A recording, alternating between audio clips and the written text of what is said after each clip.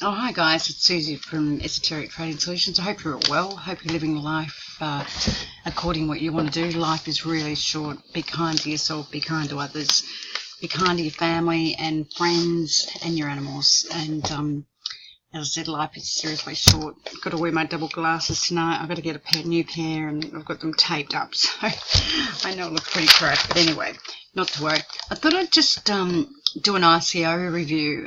There's quite a few ICOs coming out in the next week or two, and one of the subscribers that does a lot of ICO reviews and analysis, it's a paid subscription, basically has them rated out of 10, and so I just took the one that they had the highest to have a look at.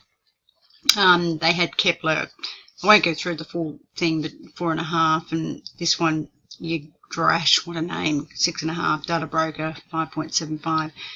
And so the highest two was the Abyss at 7 out of 10 and Endor. And I think the Abyss has already come, so I thought I'd have a look at Endor, 7 out of 10, which is what they rated it. And I just did a review of it, a quick review, so it won't be too long. Very quickly, just looking at Endor. Endor, basically, what is it? As their white paper says, it's artificial intelligence predictions which they want accessible for everyone.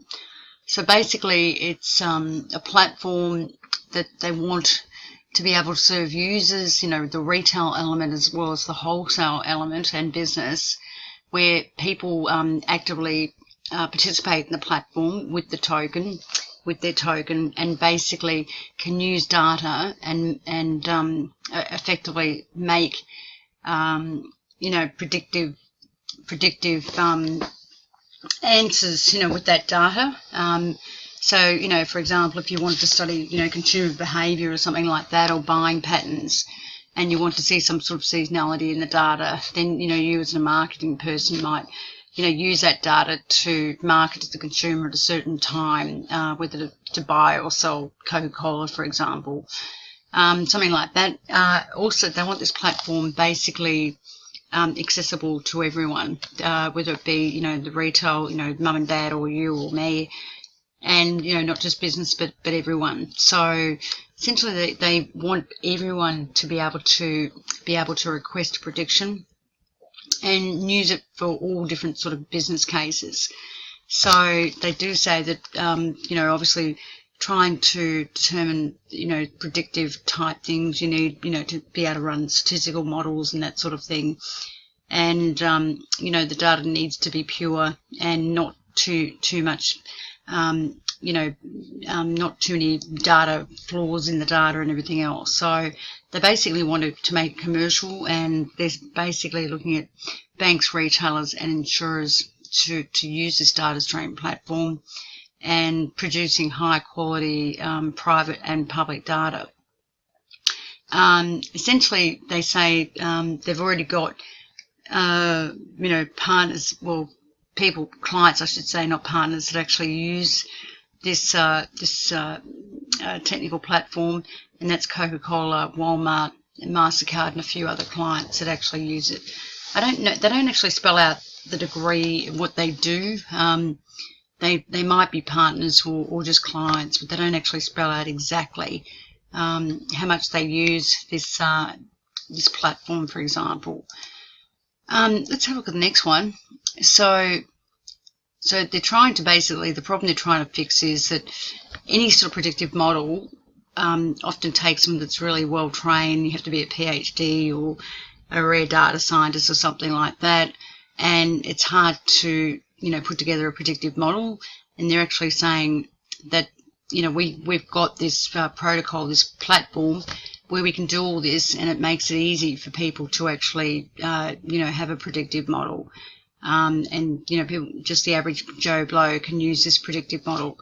So the technology is powered by MIT, and it's based on a protocol that's been obviously set up by MIT, and where they can basically set up this platform where there's no data cleaning or anything else that's required, and apparently anyone potentially can use it.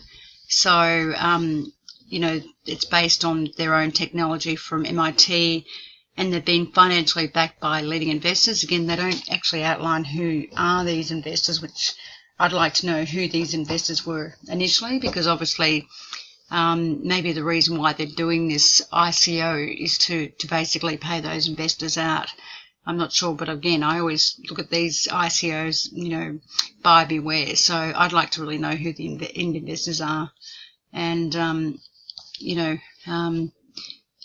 a little bit more information about who's behind the ICO as such.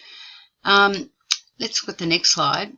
So if we have a look at the next slide, the technology, they've been given lots of awards in terms of technology pioneer.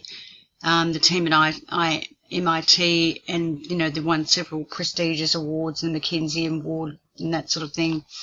They basically, you know, had something where they essentially looked at, you know, 15 million tweets, and you know, this is their system, you know, got all the raw data analysis, and were able to identify 50 of the accounts that were known to be ISIS activists, and they tested, you know, all the different accounts to find out, you know, whether there were genuine accounts, whether they were non-genuine, you know, who the hell of those accounts, whether they were ISIS or whether they were not, and you know, whether these particular people need to be investigated or not. So it can be used in that sort of case situation for security and that sort of thing. So I don't know what degree the base system is going to be used in terms of whether, you know, a consumer can use it in this sort of situation or not. Data providers are required to pay in EDR, which is a token for the analysis of their data, to the providers of the prediction engines, and they are in turn being rewarded EDR when insights derived from the data are being used for predictions. This incentivises the contribution and maintenance of high quality data stream. It's not very clear to me exactly how that's going to work, but as a user, you have to pay to make a prediction request, and obviously the larger and more complex that prediction request is, the more you need to pay. And they say that it will be cheaper cost than current, you know, obviously predictive services, but it doesn't actually say how cheap these costs are going to be. And it doesn't even actually have a projection on the costs of using the system. So that sort of annoys me a little bit, because that's actually revenue to this project. And you know, the white paper doesn't say anything about the revenue to this project, and you know, what's it going to cost any user to actually use the system, you know, for example, you know, pay for the data and also pay for the predictive process for what they're after. You know, for example, could I use this system to forecast where the Aussie dollar is going to be in the next, you know, 3 years, for example, rather than having to run statistical models for where the Aussie dollar is going to be? You know, like, you know, in the olden days, we used to do fair value models for the Aussie dollar, and we'd run massive statistical models. You know, could I use the system to do that? How much is it going to cost me to do that, rather than me running my own models? And again, it doesn't actually talk about, you know, how close the model is to forecasting to the actual Aussie dollar. So, for example, if they forecast the Aussie dollar is going to be, you know, 75 cents to the US in 3 months' time, there doesn't seem to be any evidence to test that model to see if that model is pretty consistent with the Aussie dollar, you know, within 3 months' time. So you don't know what the variance of this model is going to be, or how far away it's going to be from the actual to the predictive. And that's a problem I have with this whole overall model in itself. I just don't know how this is going to work, because models are only as good as the information you actually put into the model. So there can always be a problem with the data. And again, it doesn't actually go through exactly the integrity of the data either. To me, the white paper seems to be very light on for what it wants to do, and I would need much more information to invest in this token, much more information, because they don't talk about the costs, they don't talk about the how the data is sourced, they don't talk about the predictive capability and whether it's actually measured to the actual, you know, what is the variance of that. You know, what is the R squared, which is the variance? You know, the R squared is basically the variance from the forecasted figure to the actual figure. So they don't talk about the R squared or anything. So I would want to see a lot more information before I actually invested in this ICO. And most of the other people that have commented on this ICO basically look at the team and go, yeah, great team, which it is, fantastic team. But to me, it's light on in so many other ways, and that's why I wouldn't invest in this. I'd wait for this to actually go onto the exchange and see where it is on the exchange. That's pretty much what I would do. That's my personal opinion. This is not investment advice. This is my money, and this is what I would do. Just outlining some of the things that I actually look at. So the team, again, they're all MIT. There seems to be a very strong flavour, obviously, of MIT, but also academia and the Israel Defence Force and, the Jewish faith. And I'm not bringing this up to be a negative or a positive. It's just that some of the team seems to be very much focused in Israel Defence Force or Judaism and academia.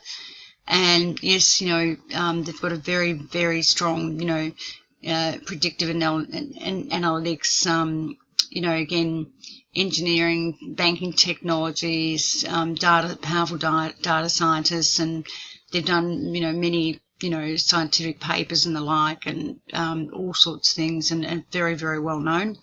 It looks like the team's been together since 2014, and Alex Pentland, co-founder, and Dr. Yannick Altschuler are all very well known. And again, I've checked; most of these members are very, very well known. Certainly, a lot of the other team members are extremely well known. But again, the ICO doesn't talk about what country this ICO is originating out of. Is it the US or is it Israel or is it something else? And that's important in itself, because legal jurisdiction in the US or Israel is completely different. So, in the US, for example, the Security Exchange Commission is actively pursuing ICOs and making sure that they're telling investors the truth. And making the coin founder basically responsible for the ICO, whereas Israel is a completely different story in terms of legal jurisdiction as well, and market. So again, that's important, plus political risk and credit risk and everything else. So just going back to so the team, obviously you'd have to say is 9 out of 10, but again, I've got a little bit of a problem that some of them, obviously a lot of them come from the Israel Defence Force. I want to really see blockchain and crypto technology, experience and crypto technology experience, and basically mainly, that sort of experience, blockchain and crypto technology experience, whereas I suppose defence forces aren't really into that sort of into that sort of advanced sort of technology. So that would be one of my problems. And again, there's very much a flavour of Judaism as well, and maybe a lot of the people within the team do have a similar sort of expertise. But anyway, these are some of the things I think about anyway. I know other YouTubers have basically said, yes, the team's 10 out of 10. Yes, certainly it looks like a very good team, but again, just some of the stuff in the white paper is not enough for me to invest in it. They've dealt with Coca-Cola, MasterCard, Lemmy Bank, Bancorp, and a few more, which is always good to see. Again, just want to talk about the integrity of the data, and this is a big one for me. Again, the collective data and the contributed data. The raw data in my mind is a big one. Now I've run so many models on predictive modeling of currencies, interest rates, bonds, you name it. And I know the flaws that there can be in models. Particularly when, so there's a couple of errors, particularly in the raw data, and you're trying to run returns of a model, whether it be equities or whether it be bonds or anything else. And, in that raw data, again, this white paper doesn't talk about, in the raw data, do you, say, for example, you've got returns. You know, do you include zero returns? Do you include the weekend? You know, do you include returns that are negative outliers, like extreme negative outliers, or negative or extreme positive outliers? You know, a lot of the academic models actually take those outliers out because they skew the data. Do the returns actually, are they adjusted for autocorrelation? A lot of the academic models actually adjust returns for autocorrelation. Again, this doesn't say anything in terms of their model being an academic type thesis model. And that bothers me a little bit because, you know, I used to be an academic myself. I've done everything. And I was even starting to do a PhD. And, you know, autocorrelation is a really big one when you're looking at, you know, predictive models, when you're looking at returns. And, you know, most academic papers and models will adjust and take out autocorrelation because they want to see the pure return, other than, say, the seasonality, for example, or the pattern that's feeding off the existing pattern. So, you know, they don't mention any of this sort of thing. And again, data is only as good. The model's only as good as the data that's actually put into the model. So the predictive model is only good as the data that's actually put in.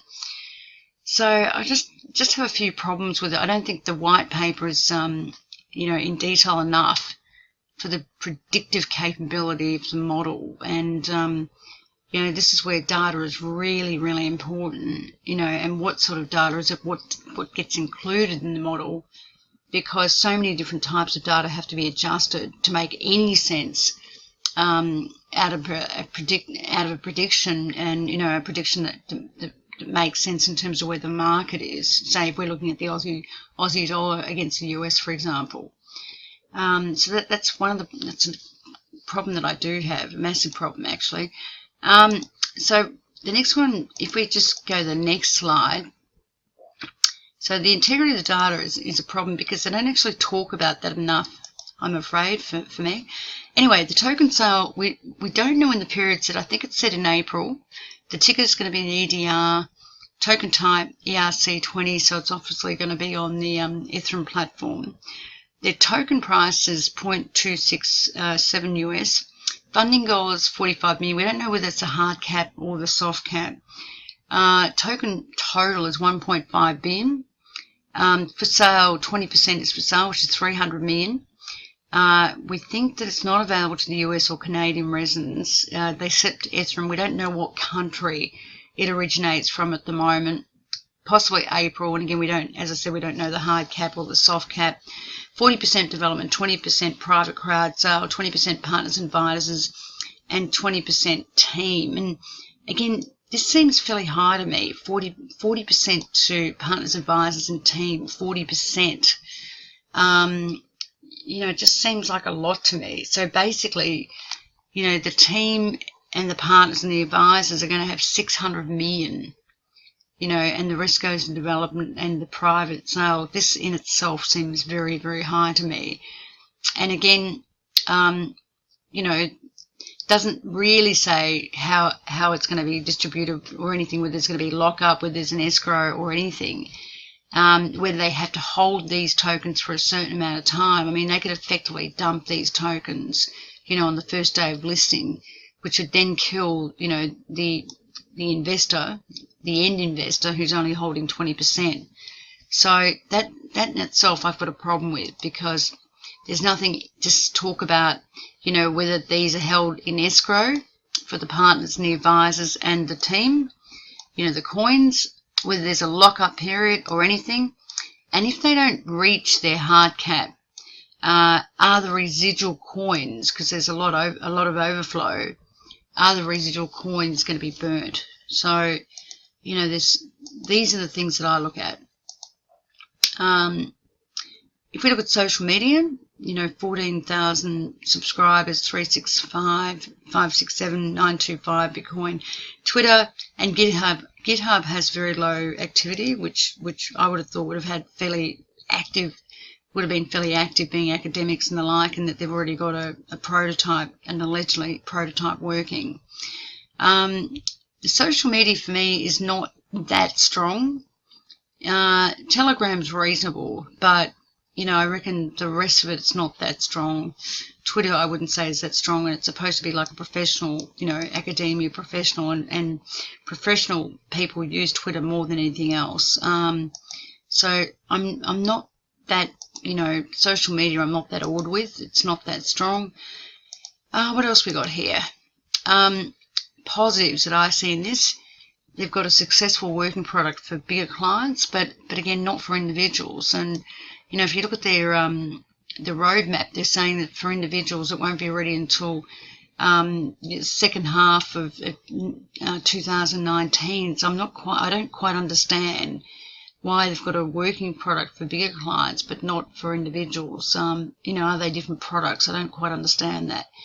It does seem to be that there would be lots of use cases. The IT team heavily connected to MIT. That can be a good thing or a bad thing, but we're assuming it's a good thing. Partners or investors, corporates, or users. I'll say not partners, users. I should change that.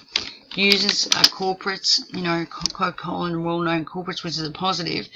But I have to say, I'm sorry, I always seem negative on things, but I have to say I'm probably more negative participating in the ICO. I'd rather wait until it comes to the market. My negatives are social media is relatively low. Again, with every ICO I find there's never any discussion about how will they get their clients and get people to use the app, whether to pay for information or pay for forecasting. There's never anything enough in ICOs about that. The marketing side, how do they get people to use the app and to pay for the data and to pay for the forecasting? And this would have been, in terms of business, in terms of a business model, this is fundamental. If you're looking at an equity, you're analysing an IPO, initial public offering, with an equity. The first thing you're going to say about businesses, how are they getting their revenue? How are they getting their clients? What's the revenue base? And to me, this is fundamental. It's never any discussion in a lot of these ICOs about their revenue base. What's going to make the clients use this? What's going to get the client to use it and to pay for it? And again, there's no discussion about the charges for data when they're saying the charges for data are low compared to traditional systems. But, you've got to pay for the data itself, and you've got to pay for the prediction capability. But we don't know how much that's going to cost, and it's got to be seen to be cost efficient. So, these two things, do concern me. You don't know what it's going to cost to use the system. Again, there doesn't seem to be any finished product for individuals until H1 2019. And then it's talking about professionals, H2 2020. So I'm a little bit confused about that as well. Also, the volume of the ICO is a lot. They're talking about 1.5 billion. If we put this in the same basket, it's fairly similar to Neuromation, which was about artificial intelligence. Neuromation did an ICO of 17 million. They were priced at 29 US, and they're currently around 28 US at the moment. They did get up to about they got up to about 66 cents. Again, they only had a total issue of about 60 million, and I think they did 17 mil. And they burnt coins. This crowd basically is talking about 300 mil. They're talking 0.267.